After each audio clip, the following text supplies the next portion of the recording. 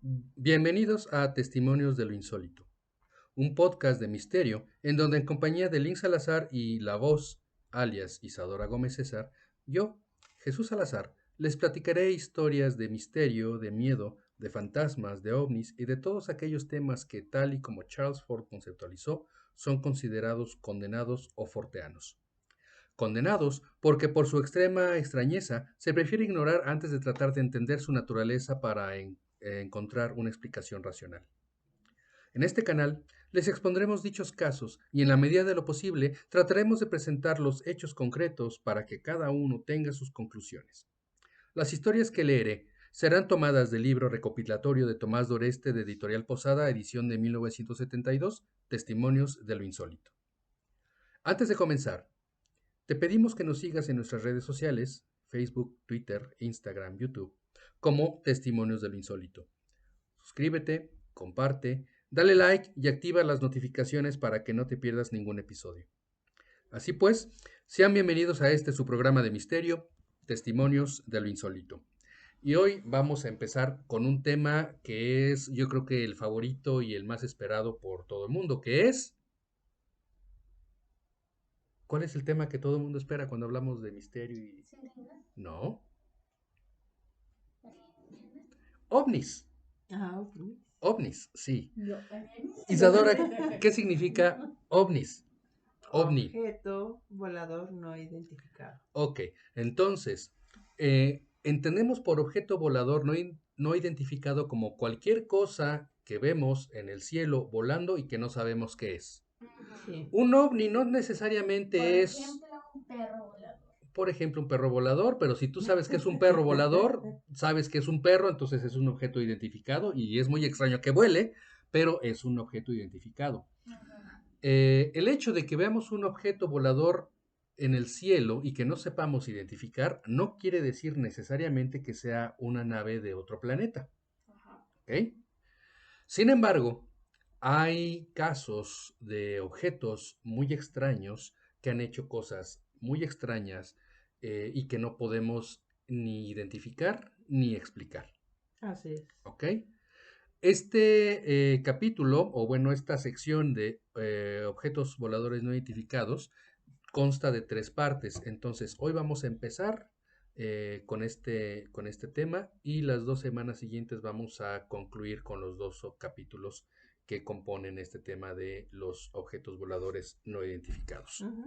Y empiezo. ¿Qué hay de cierto en el fenómeno ovni? ¿Recuerdas vos cuál es el primer caso en la ufología moderna? Por cierto, antes de continuar, OVNI es en español, por sus siglas en español, y UFO es en inglés, por sus siglas en UFO. inglés, Ajá. UFO, que significa Unidentified Flying Object. ¿Ok? Bien. Y vos, ¿recuerdas cuál es el primer caso de la ufología moderna?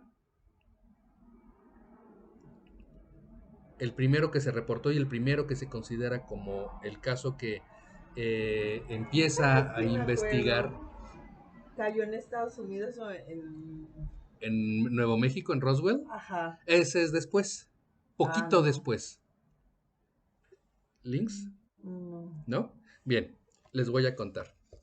El 24 de junio de 1947, el piloto Kenneth Arnold descubrió mientras volaba sobre la costa del Pacífico una escuadrilla formada por algo que más tarde llamaría platos voladores. Y antes de que pasara mucho tiempo, varios ciudadanos prominentes declararon haber visto algo semejante. Otros aviadores tropezaron a continuación con globos de fuego que volaban a velocidades supersónicas y el 7 de enero del siguiente año el capitán Thomas Mantell se estrelló con su aparato contra uno de aquellos misteriosos artefactos. ¿Eran objetos llegados de otro mundo? Los periodistas imaginaron hipótesis que iban desde los fenómenos naturales hasta los aviones secretos rusos o chinos, pasando por los vehículos de reconocimiento lanzados por seres de otros planetas. Terminó por aceptarse esta última teoría, puesto que se sabía que el enemigo no disponía de una técnica tan avanzada. Para 1952, el fenómeno era ya conocido en todo el mundo, y tanto el cielo como los periódicos se vieron invadidos por los objetos fulgurantes. 2 años bastaron para hacer creer que la llegada a la Tierra de los marcianos era cosa de días. En julio de 1954, varios sociólogos y teólogos se reunieron para definir la actitud que adoptara el cristianismo en presencia de habitantes extraterrestres. Un teólogo alemán, el padre de Sauer, resumió la norma de conducta a seguir en estas palabras.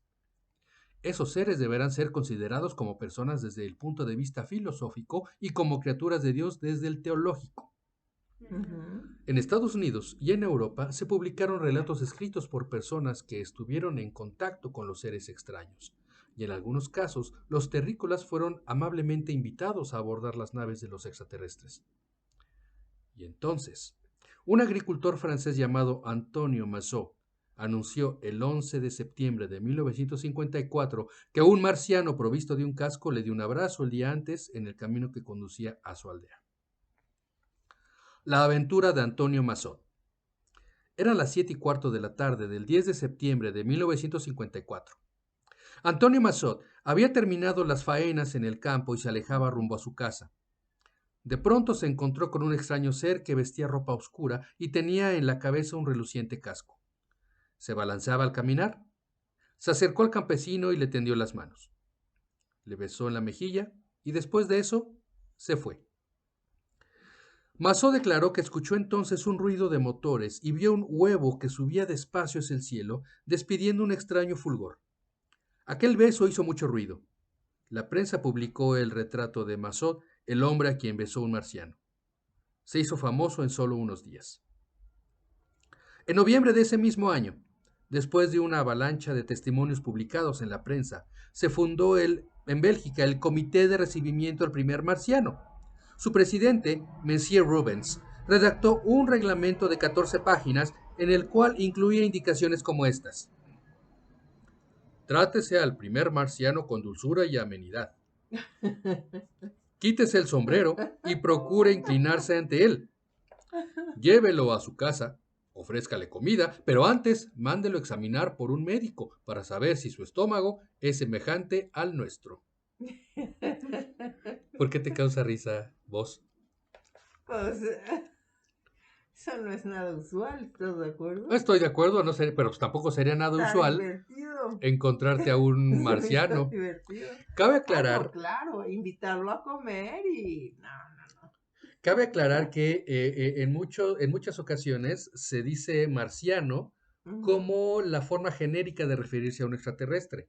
ujú. No es que necesariamente tengan que venir de Marte, sino que por historia y por tradición se cree que los extraterrestres vienen de Marte.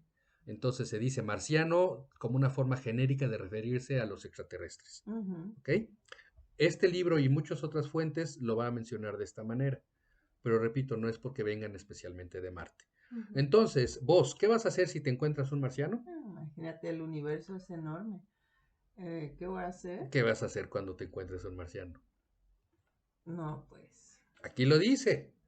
invitarlo a comer. Trátalo con amabilidad, invítalo a comer, pero primero cerciórate que pueda comer para que no se nos Sí, vaya a no, es que enfermar. antes me echo a correr yo. No le Pero saquen. me dices, no, si estoy bien, ¿te acuerdas? Ok. Ujú.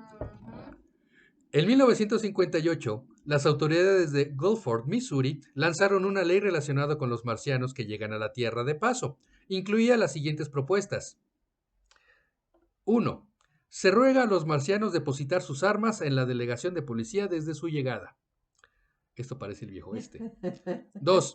Ningún aparato desconocido quedará autorizado para aterrizar o estacionarse dentro de los límites de la ciudad de No Gulfport. inventes, no, pues ya ves. ¿No es lamentable que actos tan grotescos se encargaran de dar mala fama a un fenómeno que pudo ser más importante que el descubrimiento de América? Ujú. Lo más extraordinario de estas observaciones de objetos vistos en el cielo es que son tan antiguas como la humanidad. Da fe de ellas la Biblia, y en los siglos pasados se encuentran testimonios de mayor interés, como por ejemplo, la astronave que aterrizó en Irlanda. Esta es una historia muy antigua. El manuscrito Konungskissa, célebre documento irlandés que data del año 950 de nuestra era, relata esta singular historia. Año 950 de nuestra era. Ajá. En la pequeña localidad de Cloera se produjo cierto domingo un milagro mientras sus habitantes estaban reunidos en la iglesia. Una enorme ancla de metal atada a un largo cable cayó del cielo, y uno de sus brazos provistos de un afilado pico quedó incrustado en el tejado de la madera de la iglesia. Los feligreses salieron en tropel para ver de qué se trataba y vieron entonces al otro extremo del cable un extraño navío que parecía flotar en un mar imaginario. A bordo del mismo, dos seres se inclinaban por encima de un barandal y miraban lo que sucedía abajo en la tierra. Los asombrados habitantes de Cloera vieron brincar a un marino por encima del barandal y moverse en el aire, y en torno suyo se formó una aureola de fuego. No había duda de que el hombre pretendía desprender el ancla. Cuando llegó al suelo, los vecinos del pueblo rodearon al intruso para capturarlo, pero el señor cura prohibió que nadie lo tocase por miedo a cometer un crimen o un sacrilegio. El extraño ser, que no parecía notar cuánto sucedía en torno suyo, intentó en vano desprender el ancla y al no conseguirlo echó a volar hacia el navío nadando como antes. Desde arriba, cortaron el cable y la extraña embarcación, una vez liberada, se alejó hasta desaparecer. El ancla siguió fija en el tejado durante varios siglos, cual mudo testigo del milagro. ¿Algo que comentar? No, a mí me dio mucha risa. Te dio mucha risa. O sea, está muy interesante, pues, pero invítalo, sea amable. No, sí, pero de este Coman caso, juntos. pero de este caso en particular que data de mucho antes de 1954, cuando Kenneth Arnold reportó ver ovnis. Ujú. Ok. Las campanas son hijas de los ovni. Existe en la historia un misterio que intriga a los especialistas de las tradiciones populares. Es el que se refiere al origen de las campanas. Las campanas. Cuando en el siglo VIII la Iglesia, en señal de duelo, prohibió sonar las campanas durante los 3 días que precedieron a la resurrección, la gente ideó una historia muy extraña. Del jueves al sábado santo, las campanas dejan los campanarios y se van a Roma. Ujú.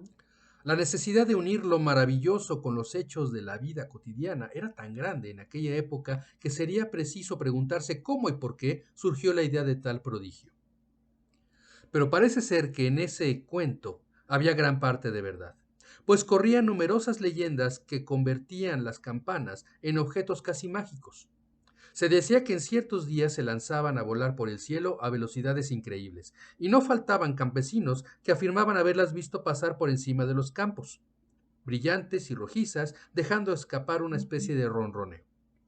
Algunos testigos pretendían incluso que se detenían en un punto del espacio antes de desaparecer súbitamente. Naturalmente, las 1000 versiones que acompañaban a las leyendas se deformaban con la superstición. Algunos decían que la aparición de una campana no presagiaba nada bueno. Otros presentaban pruebas que demostraban lo contrario, pero nadie dudaba de la realidad del prodigio. Por eso, cuando la iglesia prohibió que se tocaran durante 3 días, todos vieron muy natural que unas campanas que circulaban con tanta facilidad por el cielo no estuvieran en su lugar habitual, y como se suponía que donde mejor estaban era cerca del Papa, se supuso que fueran a Roma. Claro, lógico, Ujú. pero quedan algunos puntos por aclarar. ¿Qué hechos dieron nacimiento a las leyendas que corrían desde antes del siglo VII? ¿Qué fenómenos observados en el cielo hicieron creer a nuestros antepasados que las campanas paseaban impunemente por encima de las nubes? Una crónica del siglo VI tal vez nos dé la explicación, porque las leyendas tienen a veces algo de verdad. Y lo mismo Santa Claus que las hadas, todos tienen su historia. Así es. El año siguiente anotaría, en el mes de septiembre, perdón, me salté un pequeño párrafo, así pasa a veces. Al hacer una relación de los hechos más importantes de su época, el monje Gregorio de Tours escribió que en el año 584 aparecieron en el cielo unos brillantes rayos de luz que parecían chocar y cruzarse unos con otros, después de lo cual se separaban y desvanecían. El año siguiente anotaría, en el mes de septiembre, algunos han visto signos, es decir, que vieron esos rayos o cúpulas que parecen correr con rapidez por el firmamento. Y 2 años más tarde añadió, vimos durante 2 noches seguidas una especie de nube luminosa en medio del cielo que tenía forma de capuchón. Cúpula, capuchón, son objetos que se asemejan a campanas. Por eso podemos creer que las misteriosas apariciones observadas por los contemporáneos de Gregorio de Tours figuran en el origen de las leyendas a las que nos hemos referido. Pero queda una pregunta por contestar. ¿Qué eran esos aparatos increíbles que circulaban por el aire, se detenían bruscamente y volvían a moverse con la velocidad del rayo? No se parece su descripción a lo que en nuestros días se ha llamado platos voladores, algunos de los cuales tienen forma de cúpula, de capuchón y también de campana, también de sombrero, también de cigarro. Es correcto. Ay, es impresionante cuando lo ves. Es impresionante. Ujú, Las flotillas ujú. son bueno, yo no me podía ni mover. De Me lo, daba cosa. de lo impresionada que estabas. Ajá. Ok. Bueno, ese es solamente un ejemplo de todos los testimonios de cosas raras que vemos en el cielo. Así es. Y quizá esta próxima historia tenga que ver con lo que tú viste como flotilla. A ver, a ver. ¿Eran globos o nubes? Ok. También en el siglo pasado se vieron extrañas cosas que no se lograron comprender. El 8 de julio de 1898, el corresponsal de la revista inglesa Nature vio en la ciudad alemana de Kiel un objeto celestial enrojecido por el sol, ancho como un arcoíris que permanecía brillando unos minutos y luego dio un rápido brinco. Volvió a quedarse inmóvil y desapareció de improviso 8 o 10 minutos más tarde. El 6 de marzo de 1912, según informa de nuevo la revista citada, los habitantes de Warnley, Inglaterra, se sorprendieron al ver un avión espléndidamente iluminado que volaba sobre el pueblito. Según el director del periódico local, se trataba de una enorme bola de fuego con 3 cabezas. En esos días, cualquier cosa puede suceder. Ese mismo día, a las 6 de la tarde, unas personas vieron en el condado de Wicklow, Irlanda, un objeto triangular que atravesaba el cielo. Era amarillo dorado y se parecía a la luna en cuarto creciente. Evolucionaba lentamente y tardó 5 minutos en perderse detrás de una montaña. Un periodista que observó el fenómeno estimó que se trataba de un globo que se escapó. Los objetos que vio Bonilla. Este caso es especialmente interesante porque este sucedió en México. Ajá. Pero también en México se observaron cosas muy extrañas. Durante los últimos años del siglo pasado, como lo sucedió a José Bonilla, director del Observatorio de Zacatecas cuando se disponía a fotografiar las manchas del sol. Como decía antes, hay gente preparada que ha estudiado y que no es tan fácil que crea ver cosas raras o que confunda algunos fenómenos conocidos con objetos extraños. Y creo que este es uno de esos casos. Digo, ser director de un observatorio no debe ser para cualquiera. Sí, exacto. Era el 12 de agosto de 1883. Grande fue la sorpresa del astrónomo mexicano cuando al revelar las fotos descubrió objetos que no esperaba, y así lo comunicó a una revista científica. El profesor Bonilla contó hasta 48 extraños cuerpos en un breve intervalo. Se movían de oeste a este, inclinándose ligeramente hacia el norte y el sur del disco solar. Los objetos parecían oscuros, unos eran perfectamente redondos y otros más o menos alargados. Al abandonar el disco solar y cruzar el campo de la cámara, se volvían luminosos. Pasaban solos o por parejas y tardaban unos segundos en cruzar el sol. Puede establecer su trayectoria sobre la película fotográfica, declaró José Bonilla. Logré fotografiar casi todos los cuerpos extraños gracias a un mecanismo de relojería que se ajustaba al movimiento diurno aparente del Sol en la bóveda celeste. Algunos parecían esféricos, aunque en la fotografía se antojan irregulares. Antes de cruzar el disco solar, arrojaron destellos, pero una vez en el campo solar se hicieron opacos y oscuros sobre el fondo luminoso. Bonilla opinaba que cuando los extraños cuerpos, que nunca logró identificar, cruzaban el disco solar perdían su brillo, pero nunca se le ocurrió pensar que aquellos objetos tal vez tenían un origen extraterrestre. Y este es el caso en el que un científico declara ver algo extraño que no sabe qué es, pero que no por eso dice son extraterrestres. Claro. Simplemente declara, vi algo, lo pude fotografiar y no sé qué es. Ujú. Lo cual me parece una posición bastante profesional y bastante sensata, No cerrada, exacto. que se abre a que, bueno, vi algo, pero pues a ver quién me puede explicar qué es. La terrible bola de fuego. Si lo que el profesor Bonilla vio fueron bolas de fuego, le hubiera gustado saber que bastantes años después de su observación se produjo en Seattle, ciudad de la costa occidental de Estados Unidos, un fenómeno igualmente inexplicable.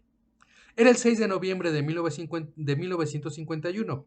Robert Burke, mecánico de los astilleros navales de Puget Sound, acababa de cenar cuando tomó el elevador del hotel donde se alojaba en esos días. Eran las 7:30 de la tarde. De pronto, al entrar en su cuarto, vio reflejado en el espejo una bola de fuego color naranja que se acercaba volando desde el exterior y que después de atravesar la ventana se acercó a donde él estaba. Dio Ujú. vuelta sobre sí misma a gran velocidad y en ese momento se produjo una explosión que estremeció las paredes. La habitación quedó a oscuras y Burke se sintió levantado del suelo y derribado aunque no perdió el conocimiento. El cesto de los papeles ardía en un rincón. Cerca de la ventana vio su maleta humeante. El aparato de radio estaba quemado y lo mismo su brazo. El señor Alex Myers, vecino de Burke, vino corriendo atraído por el ruido de la explosión y el policía que dirigía el tránsito abajo en la calle diría más tarde que vio una bola de fuego entrar al edificio por una ventana. Mm. Burke tuvo que ser llevado al hospital naval de Bremerton con serias quemaduras en el brazo, pero la más grave no fue su herida, sino la terrible conmoción nerviosa que sufrió de resultas del accidente. Órale.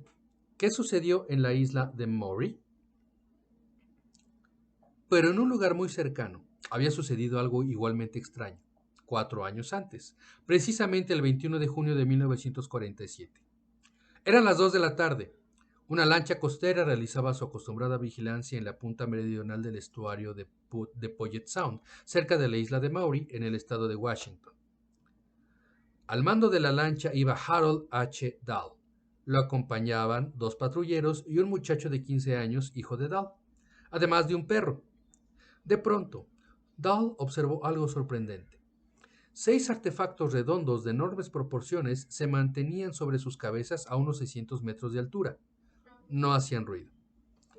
Dahl creyó que eran globos, pero 5 de ellos comenzaron a moverse rápidamente en torno al sexto que descendía velozmente, hasta detenerse a unos 150 metros. Cada máquina, o lo que fuera, tiene un orificio de 9 metros en su centro. Dahl preparó su cámara fotográfica y sacó 4 fotos. Se oyó un ruido sordo y el aparato central dejó caer por su abertura miles de pedazos de algo que parecían periódicos. Algunos cayeron en tierra firme y el resto en el mar. Luego cayeron fragmentos de un metal negro cerca de la lancha, levantando vapor al entrar en contacto con el agua del mar. La lancha se acercó a la costa y sus ocupantes corrieron a refugiarse entre las rocas. Un fragmento del metal hirió en un brazo al muchacho y otro mató al perro. Oh. Sí, es lo triste. Pobre perro. Minutos después, el aparato se fue junto con los otros. El metal caído seguía caliente. Cuando se enfrió, cargaron unos pedazos en la lancha. Quisieron comunicarse con la base, pero el emisor de radio no funcionaba. El examen metalográfico de los fragmentos demostró que estaban compuestos por una aleación desconocida de calcio, zinc, hierro y titanio. Lo más sorprendente era la elevada proporción de calcio, que cuando se emplea en la tecnología terrestre se oxida rápidamente, cosa que no sucedía con los fragmentos. Una extraña lengua de fuego. Esta otra aventura, en la que también hubo extraños objetos de fuego de por medio, fue protagonizada por el primer oficial Thorgrim Lien, del petrolero noruego Javesta, y fue publicado el 15 de julio de 1965 en el periódico La Vanguardia Española de Barcelona. Estas fueron las palabras que a modo de explicación dijo el marino al periodista que lo entrevistó. El hecho ocurrió el martes 6 de julio de 1965 a las 21:50 horas, cuando el barco navegaba desde Puerto La Cruz, Venezuela, a Santa Cruz de Tenerife, en las Islas Canarias. En posición de 24 grados 40 minutos norte por 41 grados 15 minutos oeste, el vigía hizo la observación de que por la banda de babor se deslizaba rápidamente el barco una lengua de fuego color azul intenso. Corrí a avisar al capitán y sin esperar su respuesta fui a la banda de estribor y empuñé los prismáticos. Entonces vi el objeto que pasaba frente a la popa del barco a una altura de 300 metros sobre el mar por debajo de las nubes. Pude observar su forma. Parecía un puro, con una línea de ventanillas que despedían luces entre amarillo y naranja. El aparato no tenía alas ni timón, pero por su cola salió una luz de fuego a su lado que luego se ensanchaba. Era un objeto mayor que cualquier tipo de avión conocido. Avanzaba a velocidad impresionante y fue visible durante 30 o 40 segundos de norte a sur, con rumbo aproximado de 160 grados. A pesar de su enorme velocidad, no oí ningún ruido. 2 bolas de fuego en La Habana. El 31 de enero de 1971, los habitantes de La Habana pudieron observar 2 enormes bolas luminosas cuya aparición desencadenó toda clase de conjeturas y provocó una enigmática declaración de la Academia de Ciencias Cubanas. Fue visible el curioso fenómeno durante media hora en la tarde del día mencionado. Apareció un punto rojizo, al que muy pronto siguió un segundo, los cuales crecieron de tamaño hasta adquirir el que tiene el Sol a simple vista. Y al mismo tiempo que se hicieron mayores, fue apagándose su luminosidad. Antes de perderse a lo lejos, se produjo una tonalidad pálida y mate color amarillo. Cuando fue consultado el personal de la Academia de Ciencias, respondieron que lo único que podían decir al respecto era que se trataba de fenómenos meteorológicos. La amable voz que se dedicó a contestar las llamadas sugirió que debían ser pruebas especiales realizadas por alguien. La nube que imantó al barco. Pero si de fenómenos incomprensibles se trata, bueno será pasar revista a la noticia presentada por la revista francesa Annales politiques et littéraires del 22 de enero de 1905 en su página 63 que tituló Una nube electrizada. Este era el texto. Cito: El New York Herald señaló hace unos días un fenómeno harto curioso del que fue testigo el capitán Urquhart, comandante del barco inglés Mohican, en su travesía rumbo a Filadelfia. Lo mencionamos con las reservas del caso, a pesar de parecernos sumamente extraordinario. El navío se hallaba camino de Delaware Breakwater cuando de pronto lo rodeó una nube fosforescente que magnetizó todo a bordo. El barco y la tripulación estaban rodeados de un extraño fuego. La aguja de la brújula daba vueltas como si hubiera enloquecido. Por orden del capitán, varios marineros intentaron desplazar unas sillas metálicas que había sobre cubierta. Resultó imposible, a pesar de que eran muy livianas. Todo estaba imantado. Cadenas, clavos, barras, todo se adhería al puente como si formara parte de él.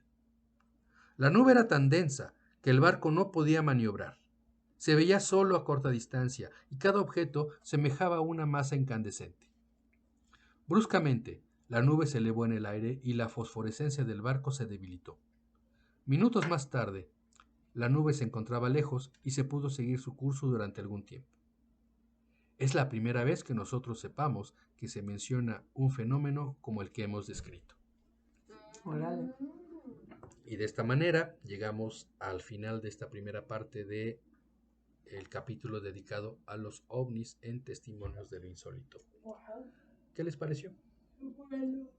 Muy bueno. ¿Sí? Muy bueno. Muy bueno. Ok. Cómo se queda la incógnita, te quedas así como, ¿Qué pasa aquí? sí, pensando mucho, ¿no? Más que cuando lo vives, pues ya sabes. Claro, son fenómenos que nos dan, que nos ponen a pensar y que nos ponen a analizar qué es lo que puede suceder con Exacto. con estas situaciones de que nos enteramos, ¿no? Así es. Ok. ¿Algo más que comentar, Links? No. Muy bien. ¿Vos? No, todo claro. ¿Todo claro? ¿Tan claro como el lago de horchata? Sí, señor. Ah, me parece fantástico. Muchas gracias por acompañarnos en este nuevo episodio de Testimonios del Insólito. La siguiente semana, en el próximo capítulo, continuaremos con estas historias de ovnis y abundaremos en estos detalles. Muchas gracias y por favor síganos en nuestras redes sociales y esto es todo. Muchas gracias. Hasta luego. Bye. Adiós.